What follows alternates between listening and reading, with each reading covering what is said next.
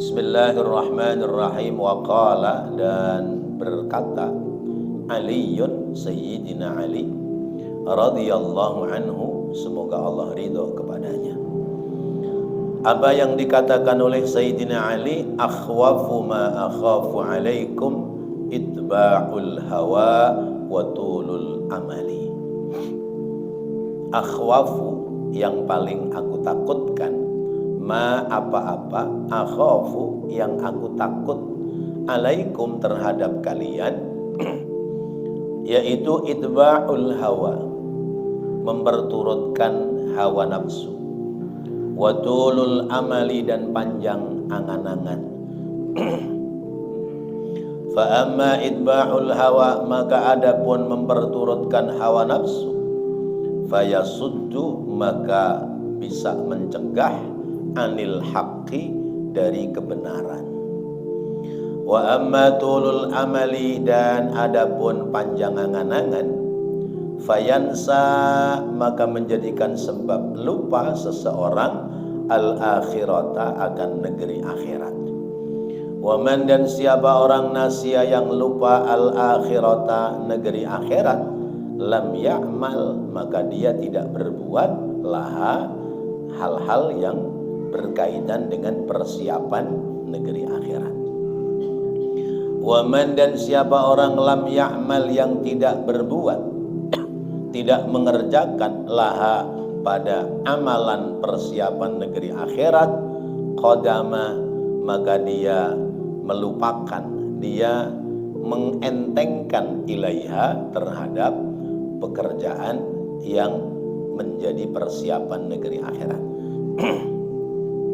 Wa huwa, dan dia muflisun minal a'malis salihati, dan dia muflisun, orang yang rugi, ya, orang yang bangkrut, minal a'malis salihati, dari amal-amal soleh, allati la najata, yang tidak akan mendapatkan keuntungan, ya, yang tidak akan mendapatkan keselamatan, wala fauza, dan tidak mendapatkan keuntungan, yakni balasan kebaikan, fil akhirati, di negeri akhirat, biduniha, sebab mengabaikan persiapan-persiapan akhirat. Fa in talaba, maka apabila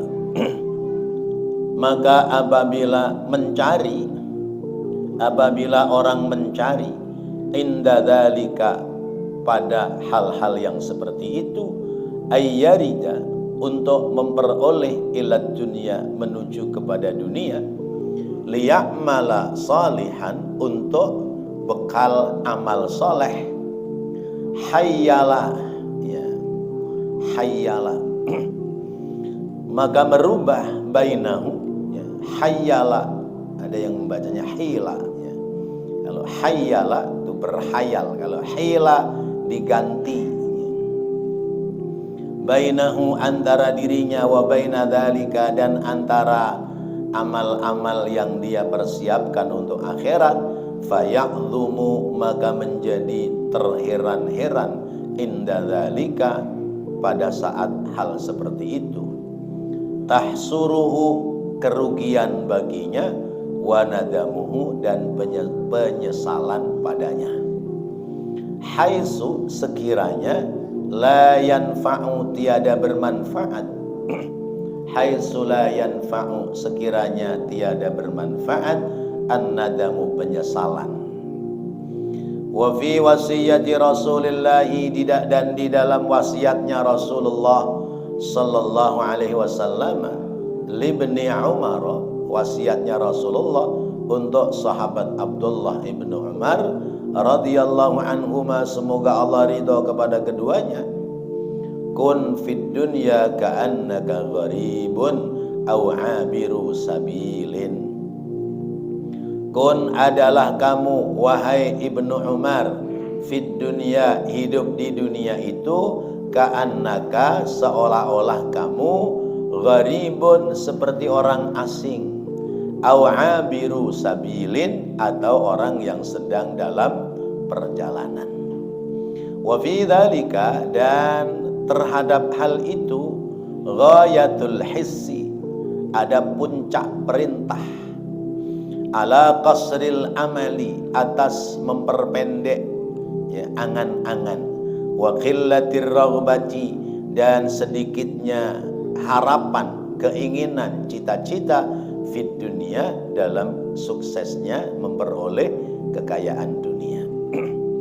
Wa kana, dan adalah Ibnu Umar, sahabat Abdullah Ibnu Umar, yaqulu, menambahkan, dia berkata, idza asbahta fala tantadhiril masaa wa idza amsayta fala tantadhiris sabaha. Idza asbahta, apabila kamu berada di waktu pagi, fala tantadhir, maka kamu jangan menunggu, al masaa, waktu sore. Wa idza amsayta, dan apabila kamu berada di waktu sore, fala tandir, maka janganlah kamu, fala tantadhir, maka kamu jangan menunggu, as-sabaha, waktu pagi. Wa khudh, dan jadikanlah, makna awalnya khudh, ambil. Wa khudh, dan ambillah, min hayatika, dari kesempatan hidupmu, limautika, untuk persiapan kematianmu.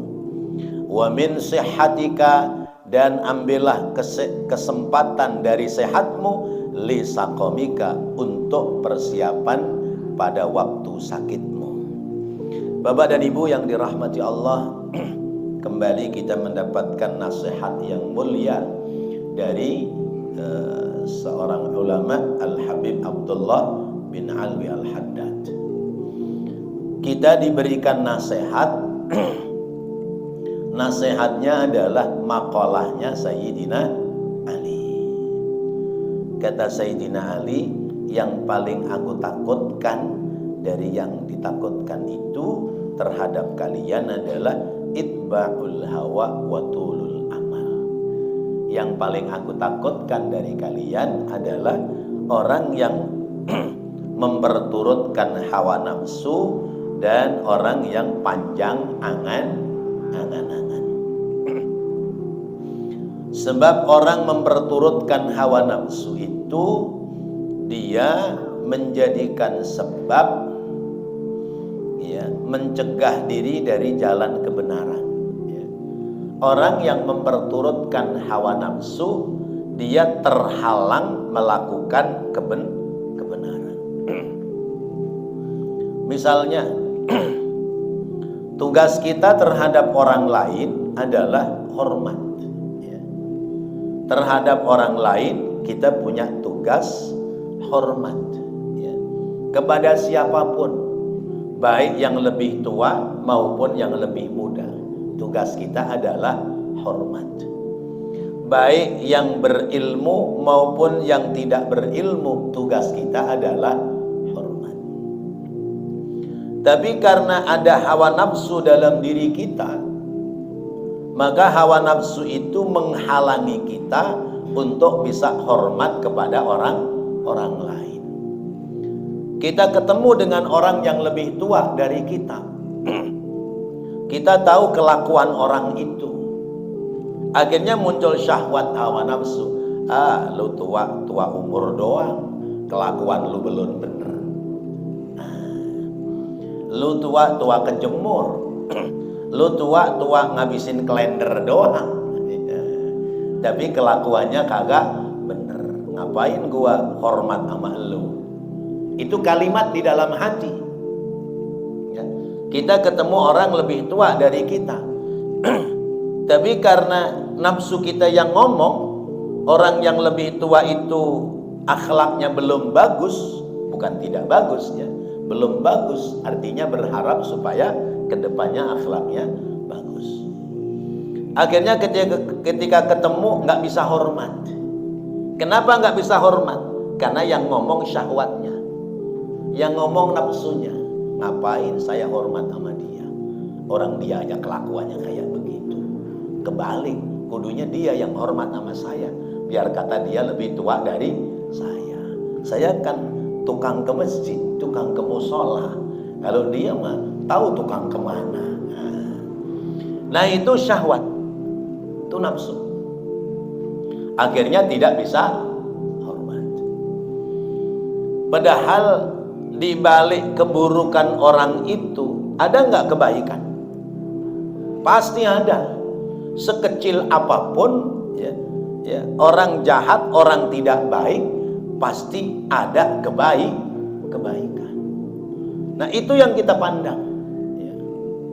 Sehingga ketika kita melihat orang yang lebih tua dari kita, tapi sesungguhnya dia belum maksimal dalam berbuat baik, kita tetap hormat, kita tetap bisa tersenyum, bahkan dalam hati kita berdoa, ya Allah, mudah-mudahan orang itu istiqomah dalam kebaikan, berhenti pada hal-hal yang buruk.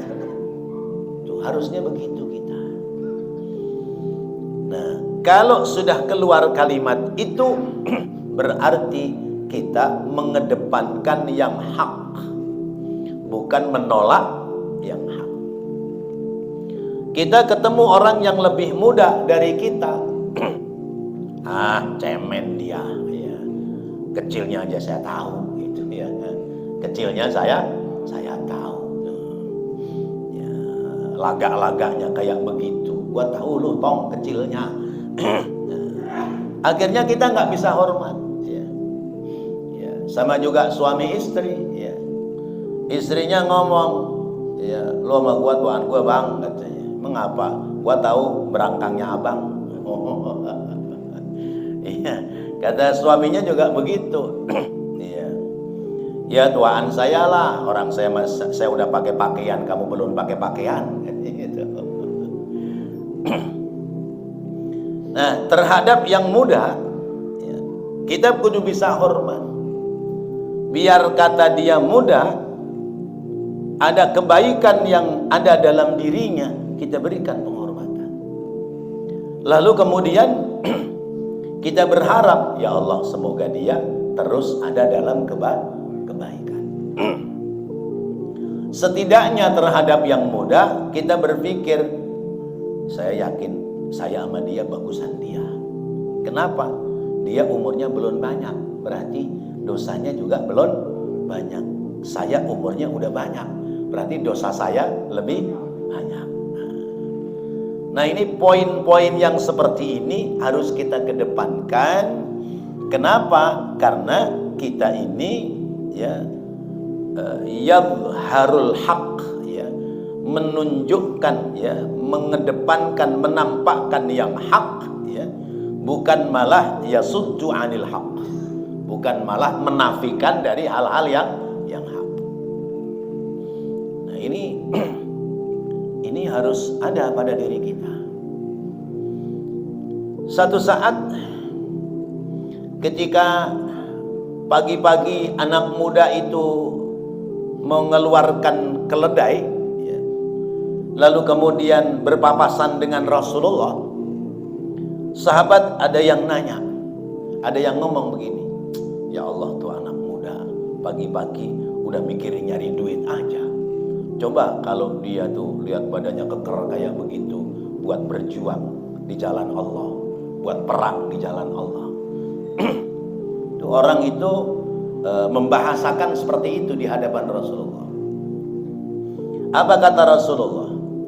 Kita tidak boleh mengatakan demikian, karena dia sungguh pun dia berangkat membawa kendaraan keledainya. Dia itu sedang mencari rizki.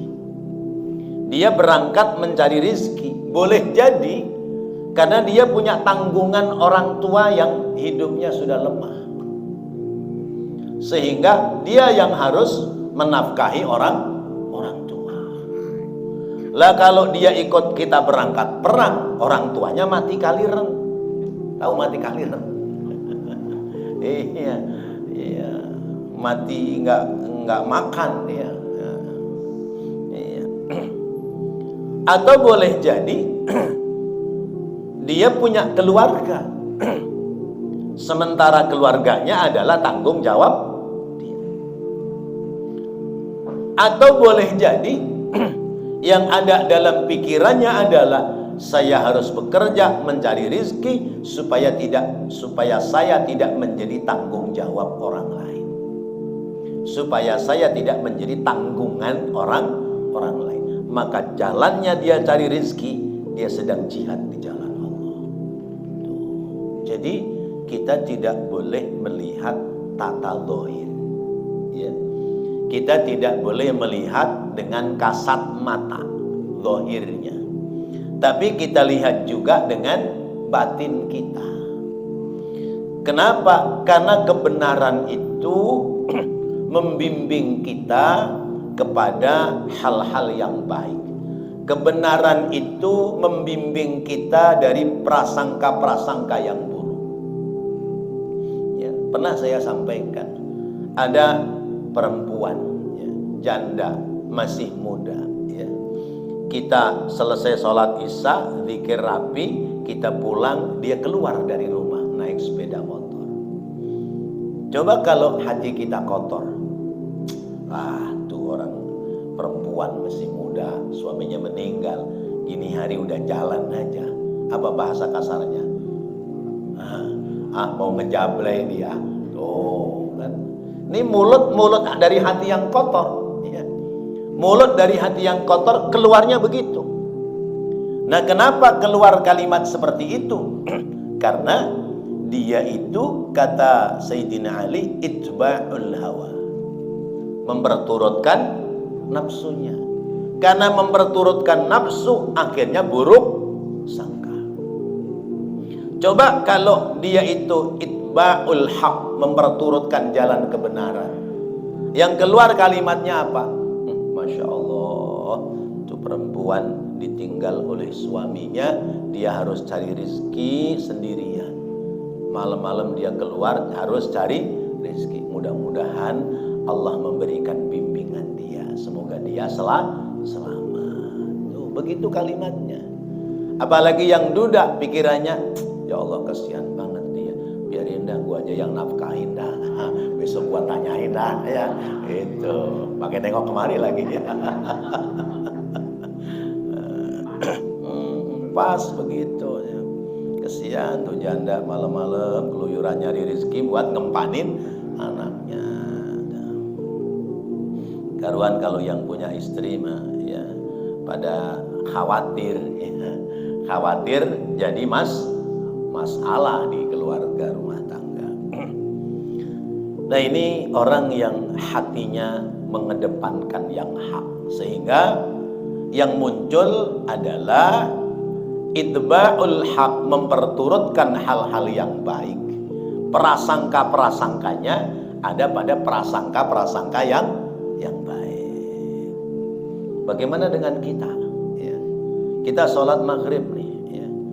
Tetangga kita keluar starter motor, moeng gitu. Bagaimana di hati kita? Orang tuh, ya, nyari rezeki aja pakai nabrak waktu sholat. Coba dia sholat maghrib dulu bareng kita, ntar rapi dia jalan. Nah, kita tuh omongan bener tuh, kita omongan bener. Padahal nggak begitu kenyataannya. Dia terburu-buru, dia nggak sempet sholat ke musola, dia sholat di rumah. Karena ada janjian sama orang lain dalam hal keperluan urusan rizki buat nafkah keluarga. Nah, bagaimana kalau kita prasangkanya begitu? Kan jadi dosa buat kita. Masya Allah. Maka orang yang memperturutkan hawa nafsunya, siapapun dia, sekalipun sudah duduk di majelis taklim, sudah biasa sujud di masjid musola, kalau orang itba'ul hawa yasuddu anil haq, kata Sayyidina Ali, dia akan menolak, ya, hal-hal yang hak, hal-hal yang benar, ya. Sehingga prasangkanya kepada orang lain selalu buruk, ya. Ya Allah. Itu yang pertama. Yang kedua, kata Sayyidina Ali, hati-hati dengan tulul amal, panjang angan-angan, banyak bercita-cita, tapi cita-cita yang tidak akan sampai pada tujuan. Panjang angan-angan, saya mau menikah di usia 30 tahun. Nanti tahun kedua, ya, saya punya anak, maka sebelum menikah saya harus punya rumah. Saya harus punya rumah, begitu menikah saya pindah rumah, nanti 2 tahun kemudian saya punya anak, kemudian saya nanti di kantornya tahun ketiga harus naik posisi jabatan. Kenapa? Karena berarti keperluan rumah tangga, keperluan hidup semakin banyak. Nah, kalau itu yang dikejar, maka namanya tulul amal. Orang yang tulul amal yansal akhirah, lupa sama akhiratnya. Yang dikejar cita-cita dunia. Lulus kuliah, kerja, kemudian usia 30 tahun harus beli rumah, apapun alasannya. Akhirnya orang lain pada ibadah, dia mengejar dunia. Itu namanya tulul amal. Ya. Pernah saya kasih contoh. Orang siang tadi beli ayam dari pasar, ya. Karena besok Lebaran mau dipotong. Ayam itu diikat pakai tali plastik di tiang rumah di belakangnya, di rumah model zaman dulu dah, ya. Atau ya rumah zaman sekarang lah, atau dikurungin di rumah, ya. Pas maghrib kurungannya jomplang, ayam lari kabur, ya.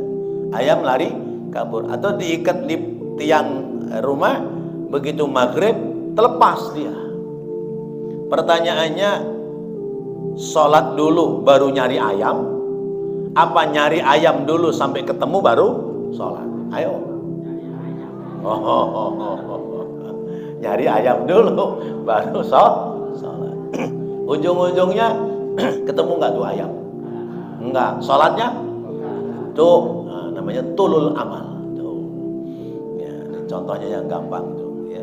Jadi orang panjang angan-angan urusan dunia itu nasya minal akhirah. Dia melupakan, ya, tugas persiapan negeri akhirat. Masya Allah. Padahal matimbang ayam doang. Ya, kalaupun nggak ketemu di pasar masih ada nggak? Ada. Paling harganya berapa ayam? Ya 200.000 lah misalnya. Ya. Nah, karena kecintaannya kepada dunia, harapannya kepada dunia berlebihan, akhirnya dia lupa akan tugas yang sesungguhnya. Cari kemana, ke kebun, kemana, ya, tanyain ke orang-orang tetangga sebelahnya kanan kiri, kagak ada bang, kagak mari itu ayam katanya. Masya Allah. Ujung-ujungnya ayam gak ketemu, sholatnya juga hilang, ya. Dunianya hilang, ibadahnya menjadi hilang. Nah, ini tulul amal, namanya orang yansal akhirah. Dia melupakan tugas-tugas akhirat. Nah, kita ini sering seperti itu. Kita sering seperti itu. Sudah jelas-jelas jam 9, jam 10 itu sudah naik, ya, sudah masuk kamar, sudah masuk sentong jam 10 lah, ya. Ya, sudah mau tidur, ya. Sudah ambil air wudhu, sudah baca bismika Allahumma ahya wa bismika amut. Tapi memang HP disanding sama kita, ya. HP nyanding sama kita, ya. Di sini kita suami, di sini HP, belahnya lagi istri. Ya. Pertanyaannya, yang dielus-elus HP-nya apa istrinya? Ngaku aja dah, ngaku. Oh, nah, berarti ibu-ibu kalah sama HP, Bu. Tapi ternyata sama, istrinya juga begitu, ya. Yang dielus-elus HP, senyum-senyum, senyum-senyum. Suaminya nggak disenyumin nggak apa. Masya Allah. Ujung-ujungnya udah niatan mau tidur jam 10, begitu lihat jam, Masya Allah udah 12:30. Begitu nggak tuh? Ayo. Kadang-kadang begitu. Ini sih bukan pengalaman pribadi, bukan, ya. Ya. Tapi memang hal-hal yang sifatnya duniawi itu sering mengalahkan hal-hal yang sifatnya ukhrawi. Apalagi pikirannya besok tanggal merah, biarin aja dah. Tanggal merah sih tanggal merah, tapi subuh kan gak ada tanggal merah.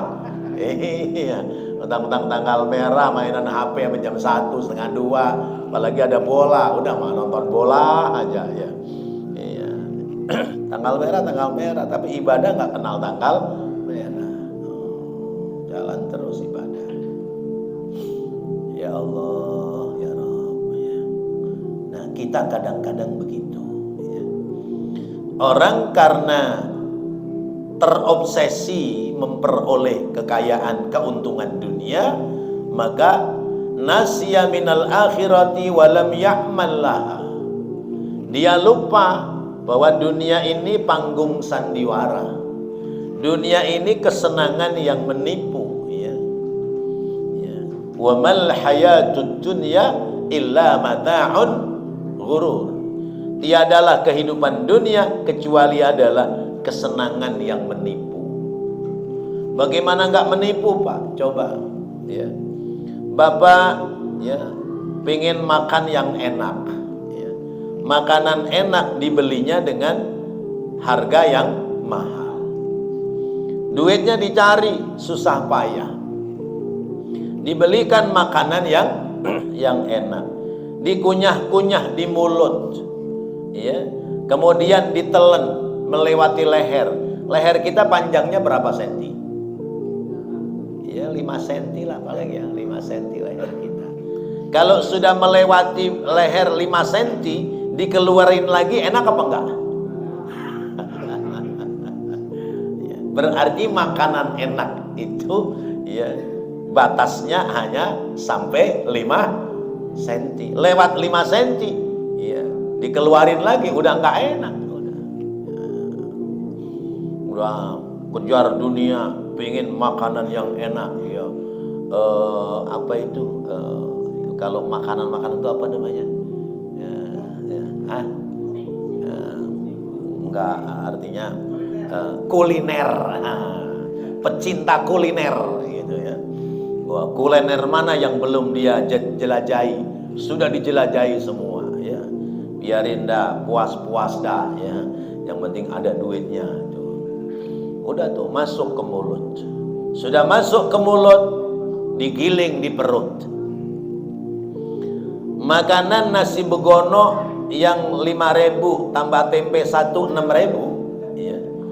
Sama stick yang harganya 40.000, itu kalau sudah nginep semalaman besok sama apa enggak? Udah nggak usah pikirin. Besok sama, ya dibuang-buang juga, ya. Nggak ada yang kemudian ditengokin, oh semalam makan steak kali masih enak itu, enggak. Udah lewat ya sudah, wassalam.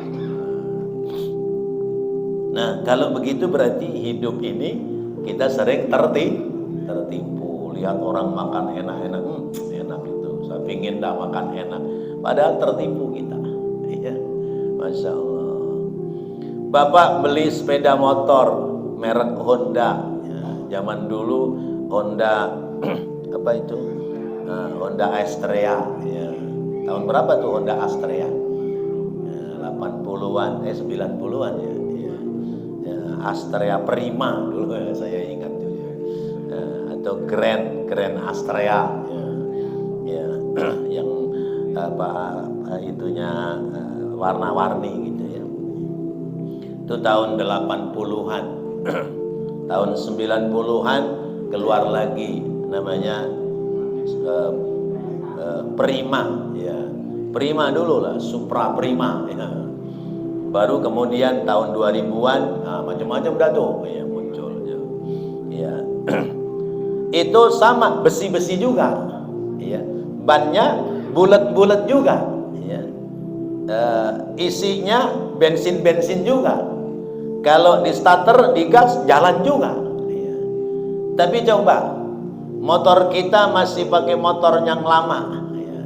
Masih Astrea Prima, ya. Orang-orang sekarang udah PCX, di atas PCX apalagi itu, semacam-macam dah ya. Iya. Pengen nggak kira-kira tuh? pengen dah. Ya Allah, tuh cakep banget tuh ya. Iya, Pak Man nih motornya udah gue takatin mulu, motor saya begini-begini aja gitu ya. Nah, akhirnya kan terobsesi. Bagaimana caranya nabung duit, ya, ngumpulin duit supaya kebeli. Ketika pingin terobsesi, kayak apa dia berusaha. Tapi sesudah kebeli seminggu, 2 minggu, sebulan, 2 bulan, sama enggak sama yang Honda tahun yang 10 tahun yang lalu? Sama aja udah. Nah, berarti kita ini hanya terobsesi pada kesenangan-kesenangan dunia. Ya. Itu termasuk urusan orang perempuan. Ya. Ya. Kita punya istri, produk tahun berapa istri kita? Produk tahun 70-an ya. Ya. Ada produk tahun 90-an, ya pasti beda lah. Iya. Pengen kita, padahal sama. Sama. Iya, cuman dikasnya rada beda doang. Mesin lama sama mesin baru kan beda ya. Mesin tua sama mesin muda, Masya Allah. Kata Paman, Ustaz sok tahu dah katanya. Lah iya. Iya. Pengennya doang, ntar begitu sudah dapet, ya biasa aja kayak motor yang lama begitu. Ya, ya kita nyontoinya ya barang lah ya, barang gitu. Ya. Kita punya jam tangan merek Seiko. Dulu pengen beli jam tangan merek Seiko kayak apa? Ya. Seiko otomatis, Masya Allah. Kita lihat orang pakai jam Seiko otomatis, kita seneng banget gitu. Kita ngumpulin duit, beli dah tuh Seiko otomatis ya. Sekian tahun kemudian muncul lagi Seiko kinetik, nah, misalnya gitu ya. Iya, pengen lagi dah nih, cakep nih, udah kebeli, udah, ya. Taruh doang, digeletak-geletakin doang. Jadi obsesi kita doang. Maka bener, wa mal hayatud dunya illa mata'ul ghurur. Oh, dunia pun nipu kita. Dunia itu nipu kita. Kita mengejar, ujung-ujungnya aspodoai, sama aja. Tuh maknanya begitu. Karena itu jangan terlena dengan cita-cita dunia. Karena kalau orang terlena dengan cita-cita dunia, ya rudda ila dunya, ya. Fa in talaba inda dzalika yarida ila dunya liya'mala salihan hayyala baina wa baina dzalika faya'lumu an dzalik. Kamu niat cari dunia dengan harapan untuk menyempurnakan amal soleh sekalipun, kadang-kadang ketika duniamu sudah kamu dapati, lupa niat awalmu cari dunia untuk amal soleh. Contoh, ini udah bulan apa ya? Oh, udah bulan Apit ya, misalnya bulan Apit, bulan Dzulqa'dah, sebulan lagi bulan haji. Wah, pingin dah nyari duit buat ibadah korban, dikejar tuh ya, nyari rezeki buat ibadah korban. Begitu sudah dapat rezekinya, sudah sampai waktunya ibadah korban, ujung-ujungnya kok kayaknya sayang bener nih duit 3,5 juta ya, cuman dikasih doang gelundung sama panitia ya, 3,7 juta kasih doang, nyarinya susah. Akhirnya apa? Lewat ya. Ada kan model begitu? Lewat ya.